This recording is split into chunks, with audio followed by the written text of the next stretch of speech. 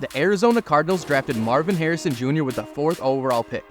Now, will the team that had the 4th worst record in the NFL last season have a legitimate MVP candidate in Kyler Murray? I just want to make plays, move the ball down the field, score touchdowns. How's it going today? My name is Jesse McNamara and welcome to Point of View. Before we get into it today, I just want to say we always appreciate your feedback and look forward to reading your comments like the one we've got here. Also, be sure to stay tuned to the end of this episode to see if you can guess today's trivia question down below. To today's topic, is my producer off the deep end thinking Kyler Murray could be the NFL MVP for this upcoming season? If you're like me when he first pitched this idea in the production meeting, you're wondering what else was in that coffee he was drinking. But once he kept talking, he actually made sense, for once. And perhaps maybe I shall too. So let's take a step back. Before his season-ending injury in 2022, Murray was a strong MVP candidate in 2021. In fact, entering his Week 8 matchup against the Green Bay Packers, he was the odds-on favorite to win the MVP according to BetMGM. Then DeAndre Hopkins was done for the season, Murray had his own injury hiccups, and the wheels fell off for the Cardinals. The next season, Arizona couldn't get going with injuries across the board, and finally culminating in Murray's season-ending injury against the Patriots. Murray finally returned from injury in Week 10 last season, but with the Cardinals season already lost, he was an afterthought.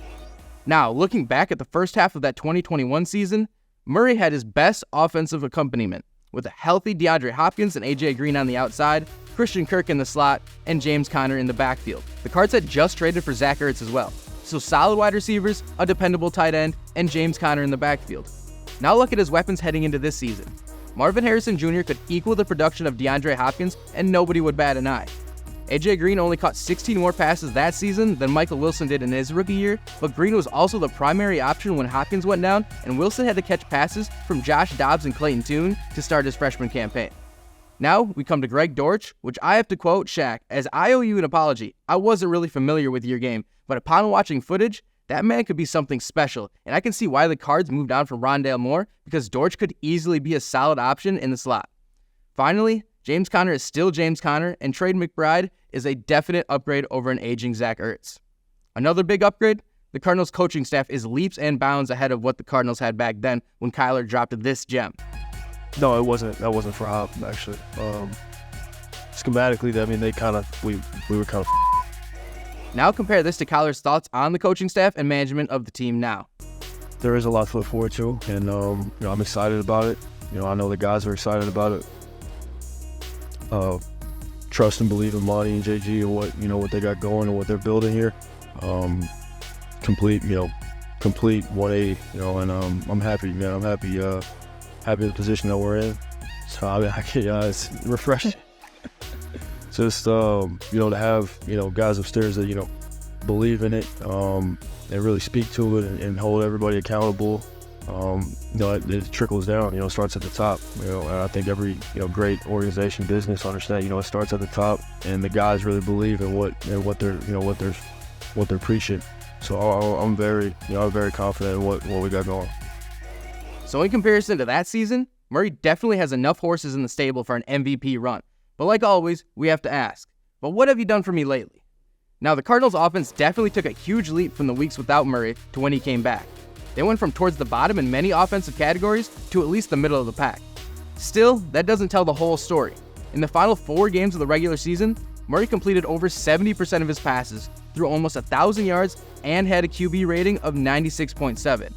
Oh, and this was against the 49ers, Bears, Seahawks, and Eagles, 3 of which were at least in playoff contention. And the Cards had the best total offense in yards per game during that stretch as well. The receiving yards leader in each of those games were Wilson, Dortch, Conner, and then McBride. Now imagine if they had MHJ added to that mix instead of Moore, who was the next leading target, as Hollywood Brown was injured at that point. And if you're still concerned about him being the same after tearing his ACL, let's look at some tape. First, his accuracy is still there, evidenced by this play where he threads the needle to his tight end McBride. Maybe you're questioning his arm strength? Well, here he proves he still has it as he launches an absolute bomb for 6. Look at this, he throws it from the other side of the 50 and it doesn't come down until pay dirt. Maybe you think he doesn't have an understanding of the game because he's spending too much time playing Call of Duty? Well, the tape says otherwise, Steve Keim.